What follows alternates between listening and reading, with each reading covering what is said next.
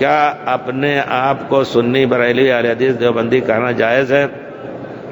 نہیں جائز تھا۔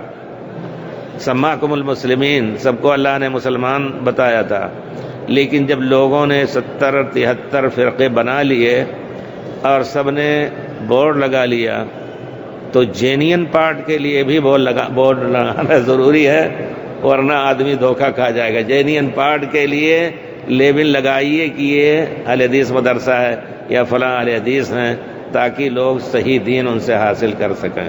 پہلے یہ سب نہیں تھا، لیکن صحابہ کرام میں خود انہوں نے طلباء کو اہل الحدیث کہا۔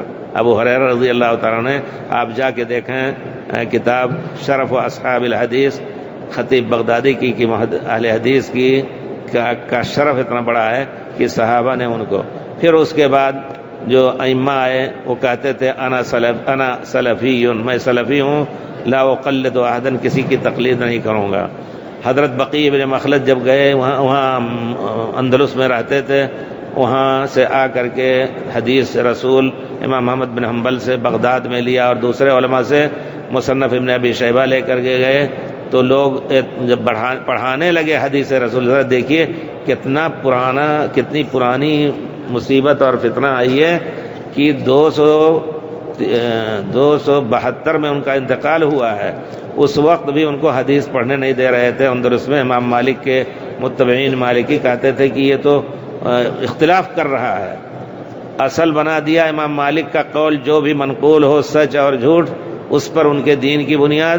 جب یہ مصنف ابن شیبہ حدیث رسول کی کتاب پڑھنے لگے تو جا کر کے امیر محمد کے پاس شکایت کی، لوگوں نے کہا یہ تو وہاں جا کر کے آئے اور اختلاف کی باتیں کر رہے ہیں، کیونکہ حدیث اور فقہ میں اختلاف تو ہے بہت سی چیزوں میں۔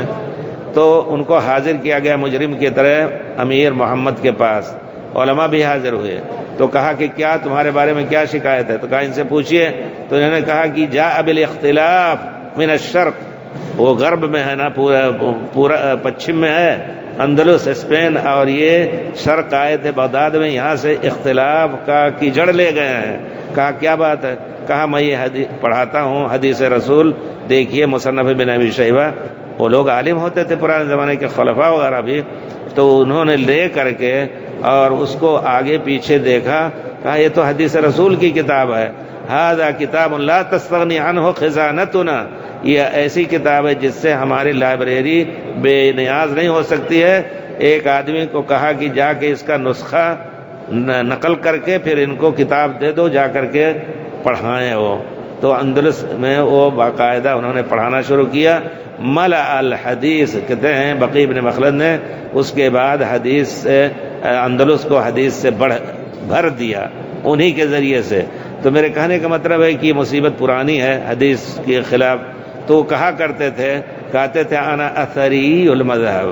اثری المذہب کا معنی یہ ہے کہ اثر پیارے رسول کی حدیث، صحابہ کرام کے اقوال پر میں عمل کرتا ہوں، لا اقلد احدا، کسی کی تقلید نہیں کرتا ہوں۔ یہ رہا ہے پرانے زمانے میں۔ تو یہ سب نام جو بعد میں لوگوں نے کئی نام رکھ لیے۔ اب آپ ہندوستان میں کسی سے کہیں آپ کس مذہب کے ہیں تو کہیں گے بھائی میں مسلمان ہوں، تو سوال ہوگا کہ مسلمان کے نام سے قادیانی بھی ہے، مسلمان کے نام سے شیعہ بھی ہے، مسلمان کے نام سے بریلوی ہے، دیوبندی، کون سا مسلمان آپ ہیں؟ لمبا سوال ہو جائے گا۔ آپ دو ٹوک میں کہہ دیجئے بھائی میں الحمدللہ اہل حدیث ہوں اور پیارے رسول کی سنت پر عامل ہوں، مسئلہ ختم ہوا۔ دشمنی کرنے لگے کریں، لیکن کہتے ہیں مصلحتاً مذہب کو چھپا لیں تو کوئی بات نہیں، کہتے نہیں، مذہب کو کھل کر بیان کیجئے لوگ، تاکہ اس سے آشنا ہوں اور حدیث رسول پر عمل ہوں۔